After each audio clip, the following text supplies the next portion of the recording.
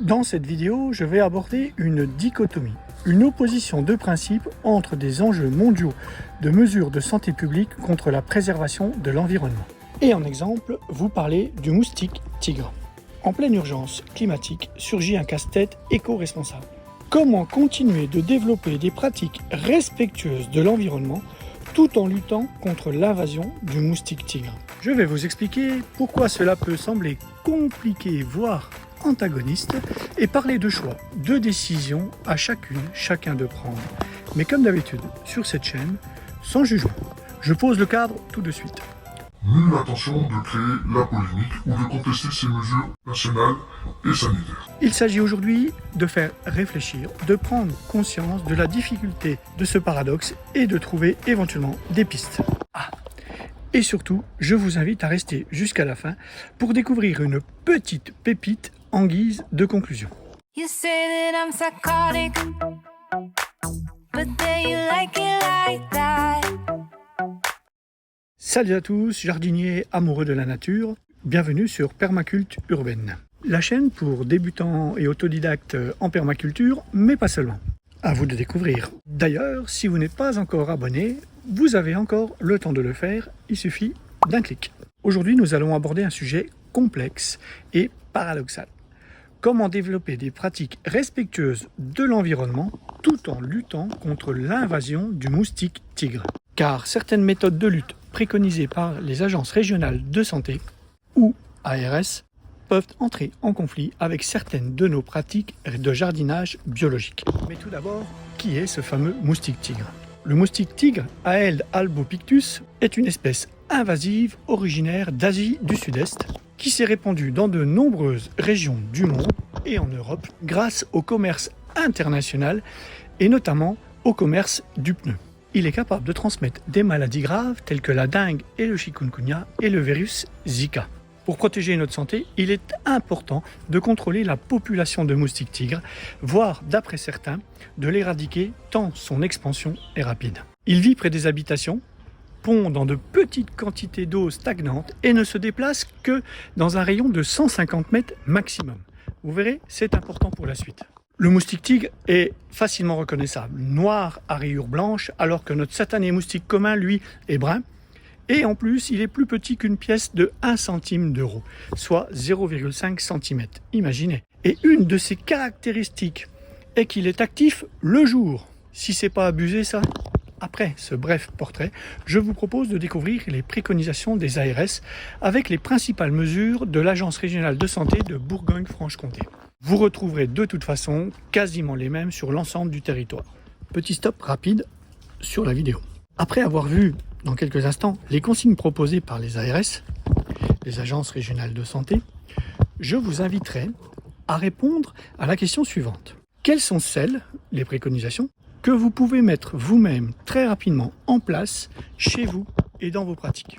Et pour répondre à cette question, je vous invite à rejoindre l'onglet communauté de la chaîne et participer au sondage. J'y reviendrai dans une autre vidéo pour parler de nos pratiques et des choix que nous avons faits.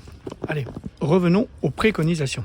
La meilleure lutte contre le moustique tigre est de l'empêcher de pondre et pour cela d'éradiquer les possibles lieux de ponte que nous pouvons avoir chez nous. Et la première chose à savoir est que le moustique tigre que nous avons à la maison a de fortes chances d'être né chez nous ou très proche de chez nous. À parler de moustiques, ça me pique. N'oubliez pas qu'il ne se déplace que dans un rayon de 150 mètres tout au long de sa vie. Nous avons donc des choix à faire, mais à quel risque pour notre approche naturelle et biologique? Bon, j'occulterai ici la partie liée aux insecticides, car dans une approche permaculture ou biologique, ils n'ont pas vraiment leur place.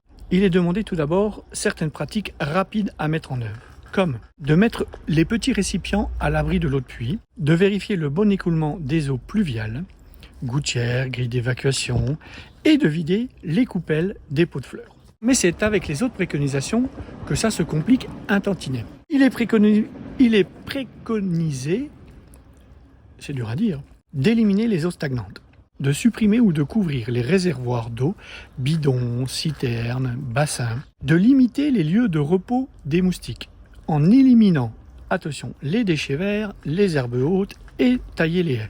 vous commencez à comprendre, apparaît ici ce fameux paradoxe, cette dichotomie, car certaines de ces préconisations sont bien en contradiction avec quelques-unes de nos pratiques respectueuses de l'environnement.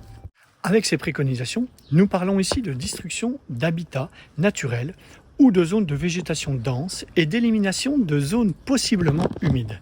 Ces actions peuvent nuire à la biodiversité en détruisant des habitats naturels, essentiels pour de nombreuses espèces d'insectes, d'oiseaux et d'autres animaux qui nous sont essentiels pour préserver notre sol vivant et pour préserver notre approche biologique.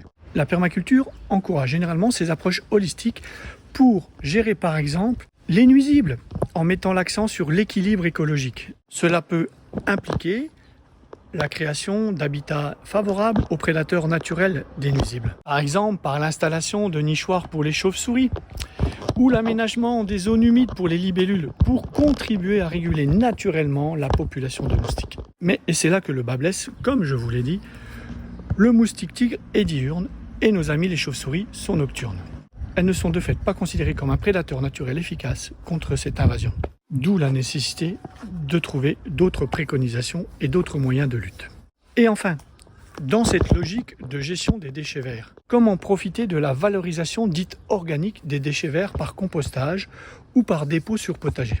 Comment pailler nos potagers dans ces conditions et se préserver de la sécheresse, des effets néfastes du soleil sur notre sol si nous éliminons systématiquement les déchets verts? Et en les mélangeant avec les déchets alimentaires, comment être en adéquation avec la loi qui impose que tous les ménages devront pouvoir, dès le 1er janvier 2024, trier l'ensemble de leurs déchets alimentaires. Allez, continuons ici avec la gestion de l'eau. Dans le contexte de lutte contre les moustiques, les agences de santé recommandent la vidange ou le traitement des réservoirs d'eau stagnante pour éliminer les larves de moustiques. Ça va en contradiction avec les principes de la permaculture, comme je l'ai déjà dit, qui encourage la conservation et l'utilisation efficace de l'eau et surtout naturelle. Les méthodes alternatives de gestion de l'eau, telles que la création de jardins de pluie ou des systèmes de rétention d'eau, peuvent être plus en accord avec les pratiques de jardinage biologique et la préservation de la biodiversité que le risque sanitaire. Et que dire des personnes qui, comme moi, possèdent des poules ?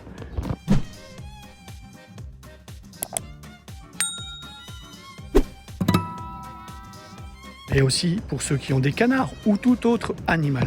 Comment, avec cette canicule et ces canicules qui s'installent chaque année, ne pas laisser de l'eau aux bêtes à longueur de journée? Comment arriver à concilier ces deux nécessités sans risquer la vie de nos bêtes? Je vous invite d'ailleurs à regarder la vidéo sur l'abreuvoir à poules automatique qui, pour le coup, constitue peut-être une solution à mettre en place. Et les zones humides, comme les mares, sont-elles en danger dans ce contexte? Petit détail scientifique, le moustique tigre profite des zones humides inférieures à 10 mètres carrés. Beaucoup de petites mares de jardin sont bien inférieures à ces 10 mètres carrés et constituent pour nous un havre de paix et de biodiversité inégalée et inestimable. Aujourd'hui, ces lieux sont-ils réellement en danger? Oui, si l'habitat ne constitue pas un milieu équilibré. Et non, si l'habitat l'est et a une bonne potentialité d'accueil et où les êtres vivants sont diversifiés. Il peut jouer un rôle de régulation naturelle et minimiser la présence des moustiques. Je vous mettrai d'ailleurs en lien les références utilisées de ce petit passage. Voilà, complexe quand même. Mais il est important de noter que les agences régionales de santé, les ARS, ont pour priorité la protection de la santé publique et en particulier en ce qui concerne, pour le coup, la prévention des maladies transmises par les moustiques. Leur volonté n'est pas de mettre en difficulté les jardiniers ou le monde agricole ou la biodiversité. Mais d'un autre côté, la permaculture vise à intégrer des principes écologiques et à trouver des solutions durables qui favorisent la santé des écosystèmes dans leur ensemble. Ces préconisations peuvent fragiliser toute cette démarche. Je l'affirme de nouveau, nulle volonté ici de refuser de participer au combat contre la propagation du moustique tigre. Mais vous le comprenez, il peut exister des tensions entre ces recommandations axées sur des résultats à court terme et les approches de permaculture ou biologique qui adoptent une vision à plus long terme et une approche globale ou holistique. Dans ces situations, il est important de rechercher des compromis et de trouver des solutions équilibrées qui tiennent compte des objectifs de santé publique tout en respectant les principes fondamentaux de la permaculture ou du jardinage biologique. Mais ce n'est pas forcément une approche aisée, surtout quand on est débutant ou peu nombreux encore à se sentir concernés par le sujet. Chacun devra se poser les bonnes questions et faire avec ses moyens et c'est possible. Allez, en forme de clin d'œil et surtout avec une bonne dose d'humour, je vous avais promis une petite pépite en fin de vidéo. Savez-vous que seule la femelle du moustique pique, et ceci pour déclencher la ponte? Monsieur Mâle, plus cool, se contente de bons jus sucrés et de nectar. Le mâle ne serait-il donc pas un allié du jardin pour nous aider à polliniser nos jardins et à faire fructifier nos fruits et légumes? Je vous l'avais dit, petite touche d'humour, mais peut-être pas. Le paradoxe de développer des pratiques respectueuses de l'environnement tout en luttant contre l'invasion du moustique tigre existe. Mais il existe des alternatives qui nous permettent de concilier ces objectifs. Et je vous en ferai découvrir quelques-unes lors d'une prochaine vidéo. À bientôt.